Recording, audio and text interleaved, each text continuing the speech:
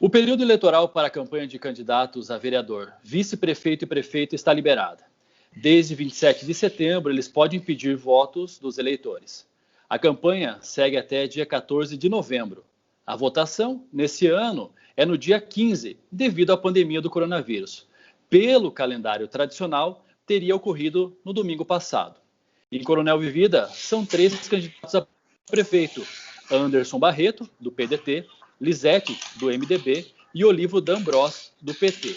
60 candidatos concorrem à vaga da Câmara dos Vereadores. Neste ano é bastante provável que tenhamos uma eleição muito diferente, com as regras sanitárias para tentar impedir o avanço do Covid. Deve ocorrer menos encontros de candidatos e eleitores em grandes grupos e mais contato pelas redes sociais. Com isso, algumas preocupações ganham espaço, uma delas com as fake news, que pela internet são disseminadas muito rapidamente. Esse é um dos assuntos da entrevista de hoje com o juiz eleitoral Carlos Gregório Bezerra Guerra. Ele também fala da preparação da Justiça Eleitoral para a votação do mês que vem. Começa agora mais um Reverberando.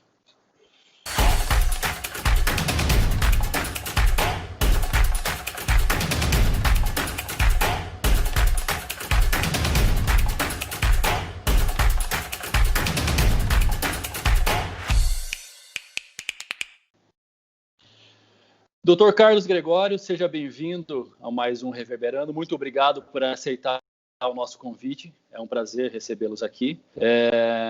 Iniciamos já essa conversa aí com a saudação inicial e também já com uma pergunta. Como está começando a campanha? Tudo dentro das normalidades aqui na nossa comarca? Olá. Olá, Lincoln. Olá, Tiago. Queria primeiro agradecer o convite de poder estar aqui conversando com vocês, né, sobre esse tema das eleições 2020. É importante que a gente traga à população essas informações acerca do nosso processo, né, eleitoral desse ano, né, que é um processo eleitoral municipal e que nós sabemos que tem uma grande relevância para as pessoas, né? Principalmente num contexto das nossas cidades do interior do Paraná, né, em que há uma mobilização maior até mesmo das pessoas quanto às eleições municipais, né? Então, nesse sentido, nós começamos já esse processo eleitoral desse ano de uma forma absolutamente tranquila, né? Mesmo com essa situação da Covid, da pandemia. Bom, doutor, muito obrigado pela disponibilidade de estar conosco aqui no Reverberando. Eu gostaria de saber do senhor quais são as maiores preocupações que a Justiça Eleitoral tem nesse período de campanha, que é o período em que o candidato ele pode fazer aquele contato com o eleitor para pedir o voto. Até o dia 26 de setembro ele podia fazer aquilo que se chamava de pré-campanha, divulgar suas qualidades, falar de suas propostas, mas ele não podia pedir voto. Agora ele pode, ele tem essa liberdade de pedir para o eleitor para receber o voto. Quais são as preocupações que a Justiça tem nesse período que é o que antecede a votação daqui a algumas semanas, doutor?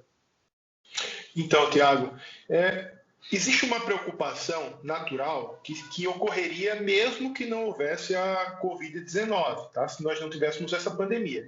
Seria a preocupação com a isonomia do pleito. Essa é a maior preocupação da Justiça Eleitoral. A Justiça Eleitoral não tem lado. A Justiça Eleitoral tem uma função específica, que é fazer com que o pleito decorra com o cumprimento das leis e que todos os candidatos tenham a participação com total isonomia, né? Combatendo situações de abuso de poder político, abuso de poder econômico, práticas que são práticas nefastas e que nós tentamos, com a conscientização da população, combater. Então, primeiro eu queria deixar claro que essa preocupação, ela permanece, tá? Então, essa é uma preocupação perene da Justiça Eleitoral. Fazer com que o pleito seja um pleito isonômico, tá? E aí, nós temos, infelizmente, a situação pandêmica, né, que nos assola. Então, a nossa segunda preocupação, e talvez a maior delas, é evitar que as eleições sejam um modo de disseminação da Covid, né? Porque nós sabemos que existiram e continuam existindo diversas medidas restritivas à população, né? Nós sabemos que, inclusive, alguns setores econômicos continuam com as atividades praticamente paradas, né? Se a gente for pensar no setor de eventos, é uma situação extremamente difícil, né?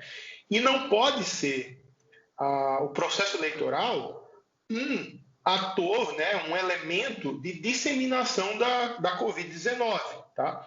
Então, qual é a nossa preocupação? É que os candidatos possam ter acesso às pessoas, possam transmitir as ideias que têm, possam estar, né, trazendo aqui para que as pessoas possam escolher melhor em quem vai votar, mas, ao mesmo tempo, que essa possibilidade de contato não crie não maximize a possibilidade de transmissão da Covid-19, né? Então, essa é uma preocupação que nós temos com relação à campanha eleitoral. Doutor, dentro dessa questão que o senhor acabou de falar, as reuniões políticas, elas podem ocorrer se respeitados os cuidados ali para prevenir esse coronavírus? Sim, o TSE ele fez uma parceria com alguns grandes institutos relacionados à saúde pública e desenvolveram uma cartilha, tá? Então, em um primeiro ponto, não houve qualquer tipo de vedação por parte do Congresso Nacional. O Congresso Nacional alterou algumas normas eleitorais em razão da situação da Covid-19, contudo, não fez qualquer tipo de restrição à possibilidade da realização de campanha. Muito embora a lei eleitoral traga uma previsão expressa que os candidatos eles devem obediência às normas, né, sanitárias, né, as normas sanitárias. Contudo, não há uma vedação expressa ao contato entre o candidato e os eleitores. Há, em verdade, uma recomendação que tem um caráter mais do que uma recomendação, um caráter vinculante, que foi posto pelo TSE e que a forma como nós entendemos também aqui na nossa zona eleitoral, que não deve haver aglomeração de pessoas. Então, o candidato pode sim, né, ter o contato, às vezes vai até um comércio, conversa com um comerciante, ou vai até uma casa, conversa com alguma pessoa, mas ele não pode criar uma aglomeração de pessoas, né? Algumas soluções práticas que nós temos visto em algumas cidades é a realização de carreatas, né, em que as pessoas estão em seus carros, então acaba não tendo ali um contato mais próximo, né? A realização de algum tipo de reunião em espaços amplos, com limitação de pessoas, tá?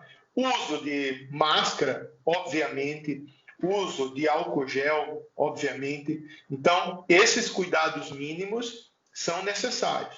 E, eventualmente, se isso não for cumprido, vai ser repassado para a Justiça Eleitoral, né? A Justiça Eleitoral vai saber de algum modo e nós vamos tomar as providências cabíveis, né? Que pode ser até mesmo a vedação de determinados atos de campanha, né? Sob pena de multa.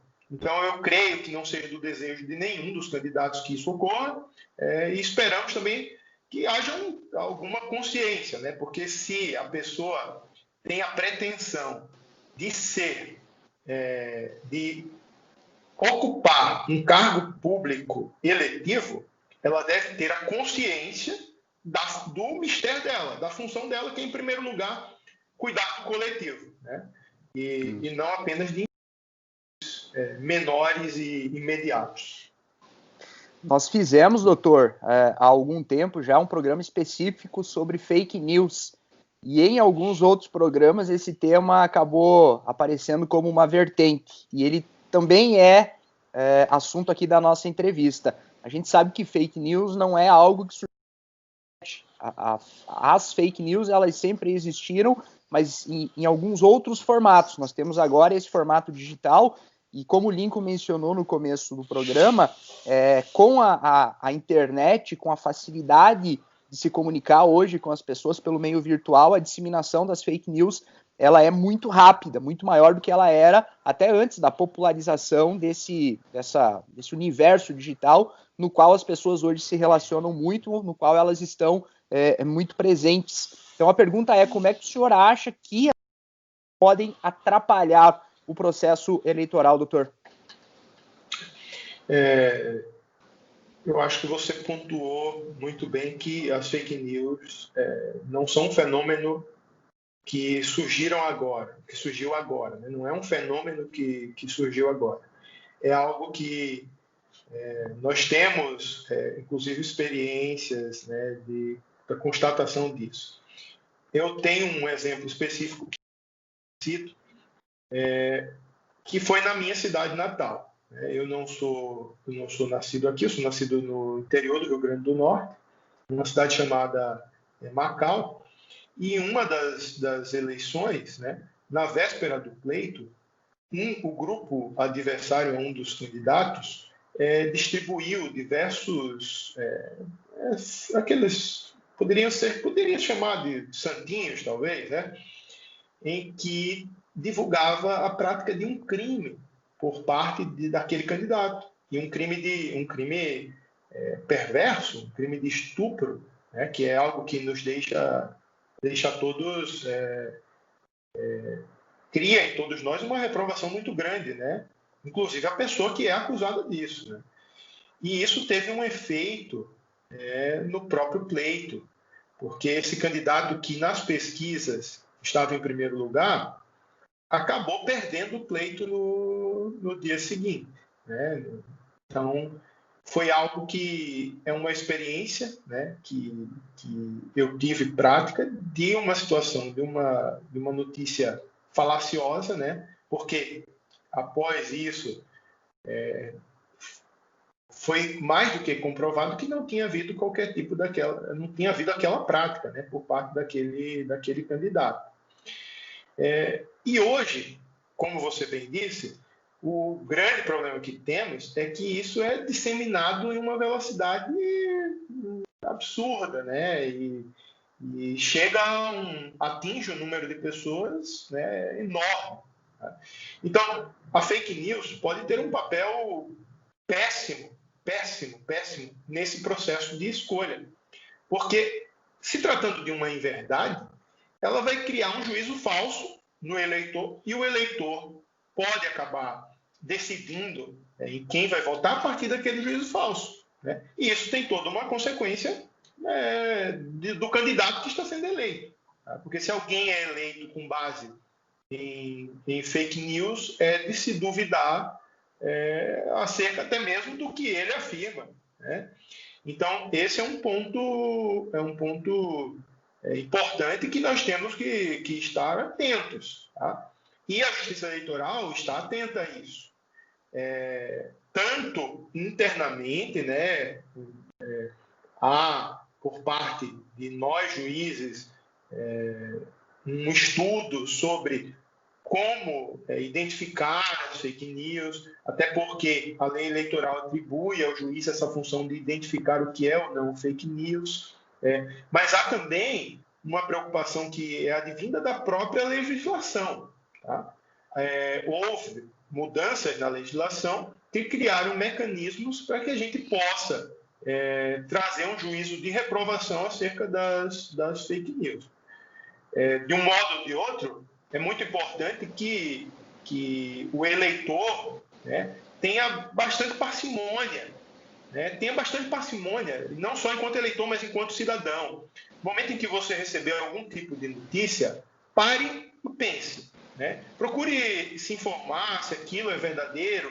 Eu sei que o que eu estou falando é um lugar comum hoje, porque, né, há diversas campanhas nesse sentido, mas eu creio que temos que reafirmar isso diversas e diversas vezes até que a população tome essa consciência.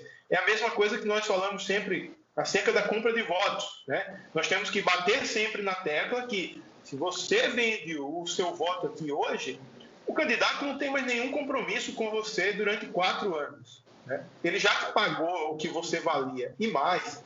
Veja, você está dizendo que o teu valor é aquele, né? Então, do mesmo modo, nós temos que ter reafirmar sempre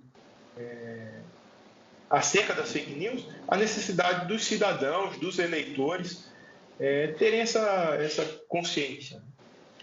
Doutor, diante disso, das fake news, a partir do momento que é constatado e comprovado a prática da fake news, que penalidades ser aplicados para quem cria e compartilha, até compartilhar uma fake news? Então, nós temos penalidades no âmbito criminal, tá? A lei eleitoral, o Código Eleitoral trouxe um crime específico em que traz... Já havia um crime acerca da propaganda eleitoral falsa, né? E hoje há um crime específico que seria uma denunciação caluniosa eleitoral, né? Então, se alguém divulga uma fake news, compartilha uma fake news, trazendo uma inverdade que possa gerar, inclusive, um processo com relação àquele candidato, né? Essa pessoa vai responder criminalmente, tá? Há uma previsão legal de uma penalidade para quem desse modo age. Uma penalidade do âmbito criminal, diga-se, do âmbito criminal. Mas, além dessa penalidade do âmbito criminal, a lei das eleições trouxe acerca da propaganda eleitoral, que agora, nesse momento que vivemos, já é um momento da propaganda, como vocês já falaram lá no início, trouxe uma previsão específica de multa que vai de R$5.000 a R$30.000. Tá? E essa multa pode ser extensiva não apenas a quem compartilhou e a quem divulgou, mas ao beneficiário, tá, dessa propaganda, dessa fake news. Caso o candidato beneficiado. Um candidato que se beneficie disso, tá? Desde que haja a mínima comprovação do vínculo entre quem divulgou e o porquê divulgou com esse candidato. Tá? Então, é uma multa que vai de R$5 a R$30.000. Tá? E não é multa para inglês ver, não. Diga-se de passagem. Tá? São multas que nós vamos buscar até o fim a concretização delas. Porque o nosso intento aqui, nas eleições, é manter a isonomia do pleito. E as fake news quebram com a isonomia do pleito porque criam mentiras, né? Notícias distorcidas. Então, nós vamos manter uma rigidez acerca disso para que nós consigamos manter essa isonomia entre os candidatos. E há também, além dessa possibilidade de pena, né, no âmbito criminal, multa no âmbito eleitoral, há também a possibilidade de quem se sentiu prejudicado, no caso, um candidato que tenha sido recebido uma calúnia, uma injúria, uma difamação, né, que ele possa ingressar tanto com uma ação penal própria, como com uma ação civil de reparação por danos morais. Tá? Então, isso também é possível. Ou seja, o que eu quero dizer com isso? É que é necessária essa parcimônia por parte das pessoas, até no compartilhar, né? Porque ela pode acabar se incomodando muito mais, né? Então, não custa nada ter calma, ter paciência, analisar as coisas com cuidado, né? E não difundir o que não é verdadeiro, porque senão vai se incomodar, vai ter um incômodo. Sim, o candidato prejudicado pela fake news, o senhor falou rapidamente das reparações que ele pode buscar por meio da justiça. Além disso, o candidato prejudicado, solicitar alguma outra providência para a justiça eleitoral para que, não vou dizer instantaneamente, para que de forma muito rápida a veiculação daquela fake news seja contida e assim ele como pessoa e ele como candidato não sofram um prejuízo muito maior, e aí eu até me lembro da história que o senhor comentou há pouco, lá da sua terra natal, né? Existe algum mecanismo mais rápido, além das reparações, para tentar segurar o avanço de uma fake news que atinge diretamente o candidato, doutor? Sim, sim. A lei eleitoral trouxe a previsão tanto do direito de resposta, né, quanto da retirada do conteúdo. Então, isso está na lei. Nós sabemos que, às vezes, operacionalizar isso é que causa algum tipo gasta um pouco mais de tempo, é levado um pouco mais de tempo para se operacionalizar. Contudo, nós vamos ter um incremento na eficiência disso muito grande. Por quê? Porque o TSE fechou algumas parcerias com o Google, com o Facebook e também com alguns sites de domínios, né, que tem aqueles domínios na internet. Tá? Para que isso? Para que essas empresas, né, que operam redes sociais, que elas recebam essa informação nossa com o máximo de rapidez e que também com o máximo de rapidez exclua o conteúdo. Tá? Então, nós temos esses mecanismos hoje que vão nos ajudar sobremaneira nessa situação. Inclusive, dentro do próprio TSE, já houveram diversas discussões, né, desde os pleitos anteriores, porque nós chegamos nesse pleito com um acúmulo já de conhecimento dos pleitos anteriores e do que houve com relação a fake news, né? E então é mais fácil para que a gente consiga executar, né, essas medidas de retirada de conteúdo de uma forma mais rápida. Doutor, voltando ao tema da pandemia, nessa questão de restrições, e mesmo tendo todos os cuidados, na opinião do senhor, o senhor acha que o índice de abstenções pode aumentar nesse período? Então, Lincoln, eu acho que nós temos que separar algumas realidades, né? Nós sabemos que a realidade das grandes capitais, né, ou das grandes cidades brasileiras é uma, e a realidade das cidades menores, né, cidades do interior, é outra. Tá? Se procurarmos, né, alguns estudos ou notícias específicas à previsão de abstenção nessas eleições, é quase unânime que todos falem que vai haver um incremento da abstenção. Tá? E aí nós temos, além do fator Covid-19, outros fatores, né? E um dos fatores que talvez seja o fator mais preocupante é a descrença da população no nosso sistema de representação política, né? Infelizmente, há de um modo geral, né, na população,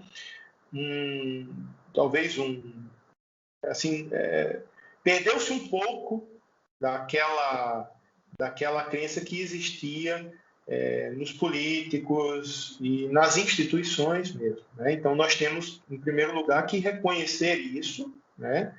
E começar a pensar seriamente nisso, né?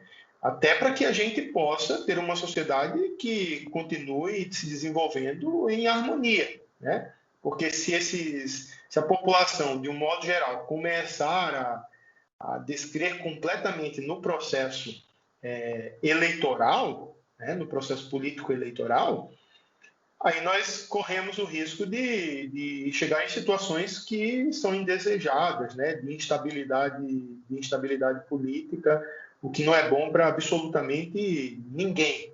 Né?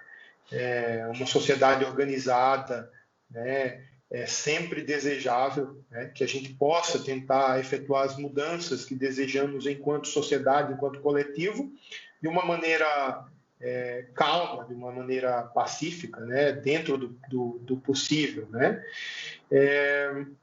Contudo, há também o fator Covid-19. E esse fator, eu creio que na nossa realidade local, possa ser um fator que contribua mais do que esse outro fator da crise de representação. Tá? Por quê? Porque, com relação à crise de representação, nas cidades pequenas, o que a gente percebe é que as pessoas conhecem os candidatos e, às vezes, até têm ali relações pessoais com os candidatos, relações de amizade, ou mesmo de inimizade também, né?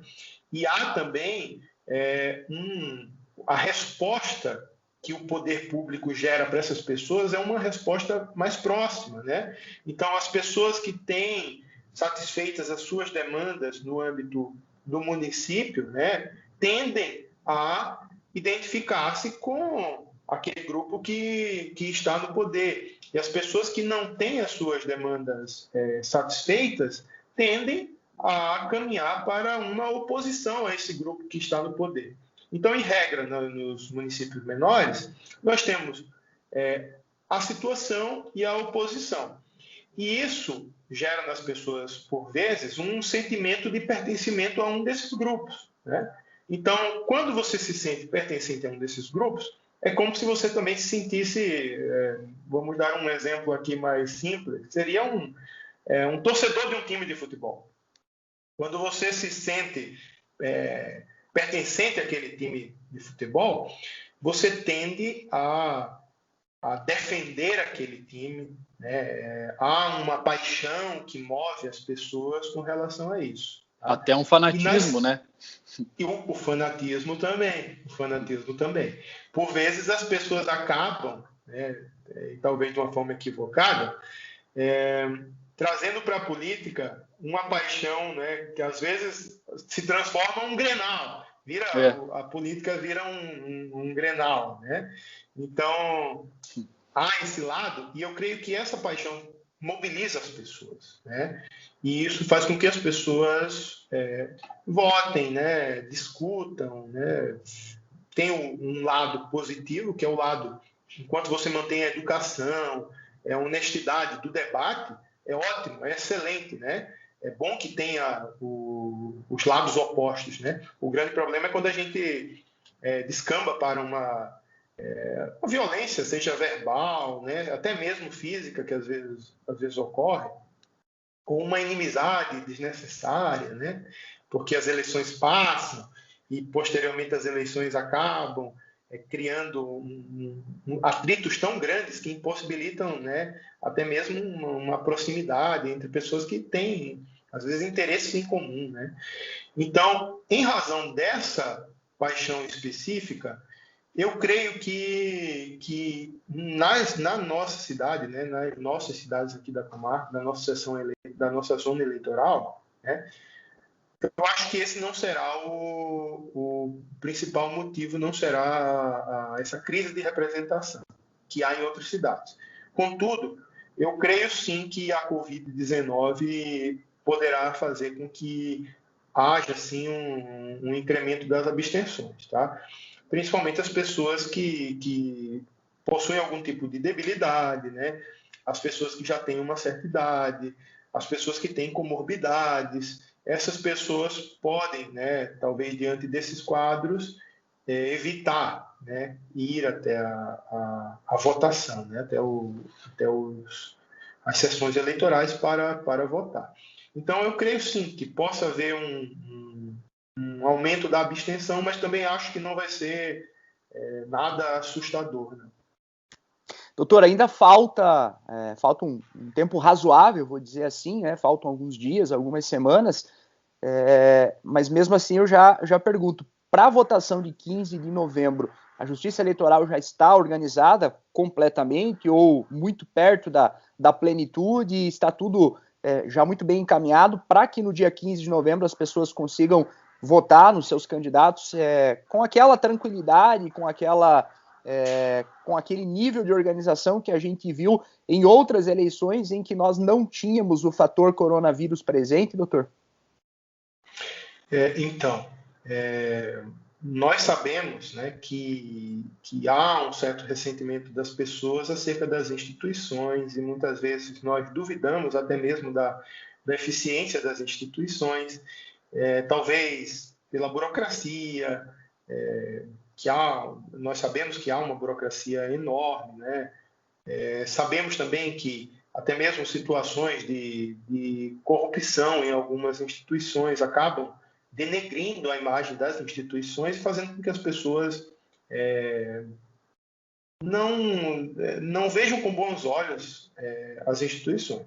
Contudo, assim, eu tenho que falar isso não apenas porque eu sou juiz eleitoral, porque eu sou juiz eleitoral por um tempo, né? Eu não serei sempre juiz eleitoral.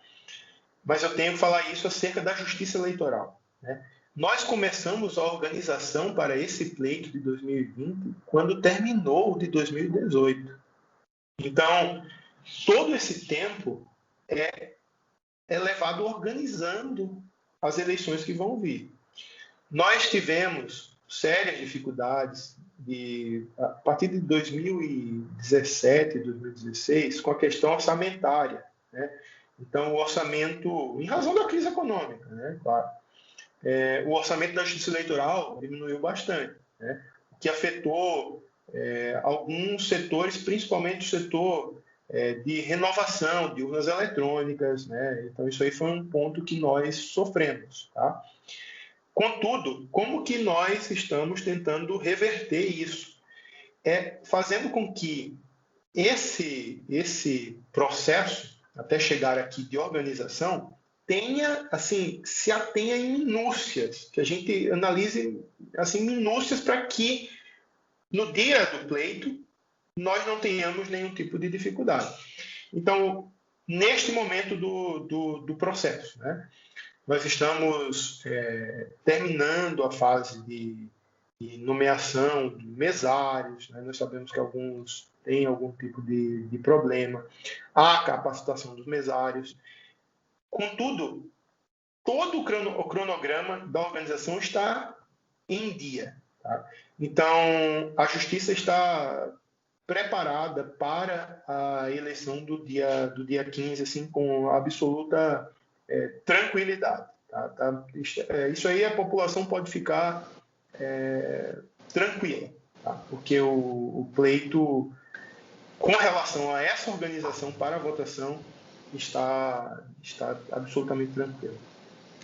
Maravilha. O legal é a gente perceber essa preparação, né? Toda essa antecipação que a justiça está fazendo, né? Isso dá um conforto.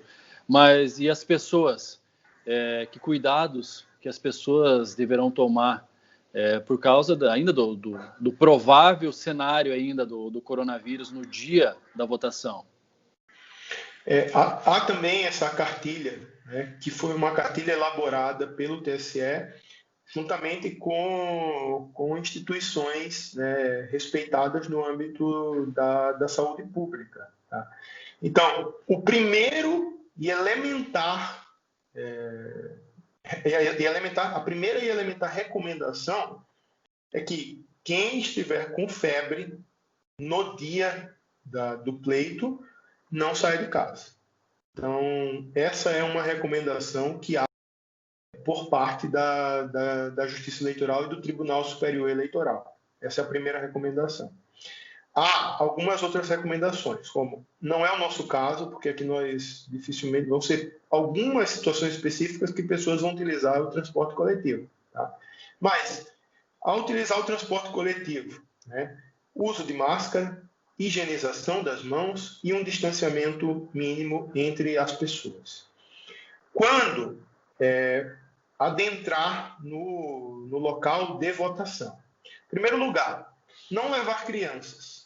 Segundo lugar, não se alimentar, não beber água, não fazer nada disso ali que faça com que seja necessário a retirada da máscara. Tá? Esse é um primeiro ponto. Uma outra recomendação. Na fila vai haver algumas balizas, assim, alguns adesivos no chão que funcionarão como balizas para um distanciamento mínimo entre as pessoas. Tá? Então, manter esse distanciamento de 1 metro. Tá? Fica na fila, vota e vai embora. Tá? Nada de permanecer no local de votação. Isso já não podia antes, mas agora nós vamos precisar ser mais rígidos com relação a isso. Votou, vai para casa. Não criar qualquer tipo de aglomeração nos locais de votação, de forma alguma, e quando for para efetivamente votar, que tenha sua caneta levada de casa, tá? Para poder assinar. Se o mesário, quando for entregue o documento de identificação, precisar, ele vai pedir para a pessoa dar 2 passos para trás do limite mínimo que ela já está e baixar a máscara para que ele possa conferir a identidade com a pessoa. Tá? Então, essas são medidas básicas. O uso do álcool gel antes de ir para a urna de votação, a urna eletrônica, vai ser necessário que se higienize a mão. Vai ter que passar álcool gel para poder se dirigir até lá.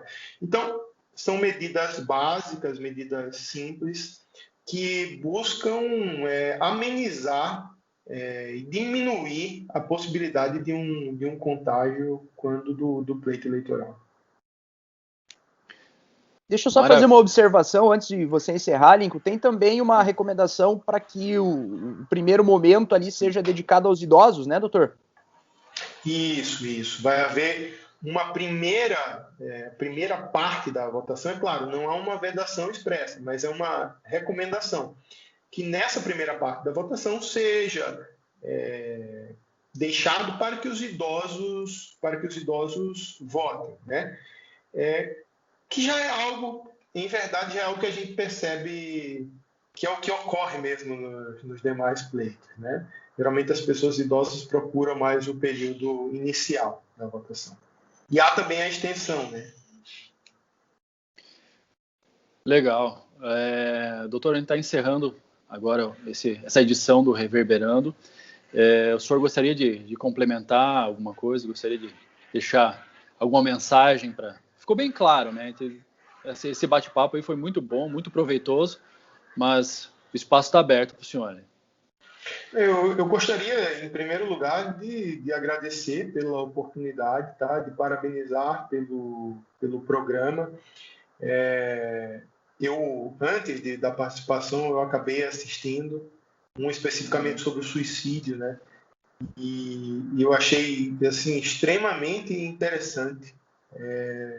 Eu, na verdade, eu ouço podcasts assim com frequência. Eu gosto muito do formato de podcast, até às vezes caminhando alguma coisa, né? E vou ouvindo. Então eu gostei bastante do programa de vocês. Então parabenizo, tá, pelo programa, agradeço o espaço.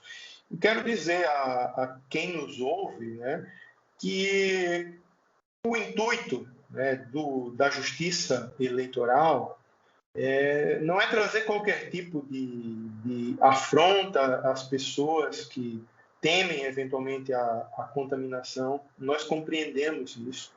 Também, o processo eleitoral não é uma afronta às pessoas que estão, infelizmente, sofrendo efeitos da pandemia, e até me solidarizo, porque eu compreendo que determinados setores estão sendo demasiadamente prejudicados sem que haja uma resposta do governo, né? É triste, na verdade, que não exista algum tipo de intervenção, né? Intervenção, porque nós sabemos que em momentos a grande função do Estado, né, é essa, é conseguir dar segurança, e segurança não é apenas a segurança acerca da violência física, né, não é apenas isso, mas é a segurança social, né, a segurança econômica também para os diversos setores. Nós sabemos que alguns setores estão demasiadamente prejudicados, né, o que gera uma revolta, e é natural, e até mesmo porque existem outros setores funcionando, né, o que causa também uma quebra da isonomia, né? Contudo, o processo eleitoral, nós temos que ter esse amadurecimento enquanto sociedade, sabe? O processo eleitoral, ele é muito importante, porque é aqui, nesse processo eleitoral, que nós temos a possibilidade de modificar alguma coisa. Tá? Se não for nesse processo eleitoral, e é claro que eu não digo que a sociedade deva se basear apenas no processo eleitoral, nós temos que, acabou o processo eleitoral, acabou as eleições, nós temos que ter uma fiscalização permanente enquanto sociedade, temos que ter uma cobrança enquanto sociedade, temos que ter instrumentos efetivos para que a sociedade participe do poder. Isso é algo importantíssimo. Mas nesse processo aqui, nós vamos escolher os representantes, né? E esses representantes podem aceitar mais essa ideia de que a sociedade tenha um controle sobre o Estado, né? Ou podem negar isso também. Então, essa escolha ela é fundamental. Então, enquanto sociedade, temos que ter a maturidade de compreender a necessidade da realização desse pleito. Tá? É aqui que se renovam os representantes, né, no âmbito municipal, e que dá a possibilidade da gente reoxigenar, né, o sistema político. Tá? Então, eu peço, né, a todos que tenham bastante consciência desse momento, que deem valor ao voto, que votem com consciência, que procurem saber quem é aquela pessoa em quem você está dando o seu voto, para que não paire depois um enorme arrependimento. Tá? Então, agradeço mais uma vez pelo espaço e deixo aqui minha saudação a vocês e a todos que nos ouvem. Maravilha, muito obrigado. Nós que agradecemos o senhor pela disponibilidade diante do momento que a gente está vivendo, né? A pré-campanha aí, iniciando no rádio e na TV, né? Inicia agora, então deve estar muito corrido, mas foi um prazer receber o senhor aqui falando sobre essa questão. Tiago? Doutor, muito obrigado mais uma vez pela disponibilidade, foi muito importante e muito bacana poder ouvi-lo aqui no Reverberando. Muito obrigado. Valeu, Lincoln. Até o próximo. Valeu. Até o próximo.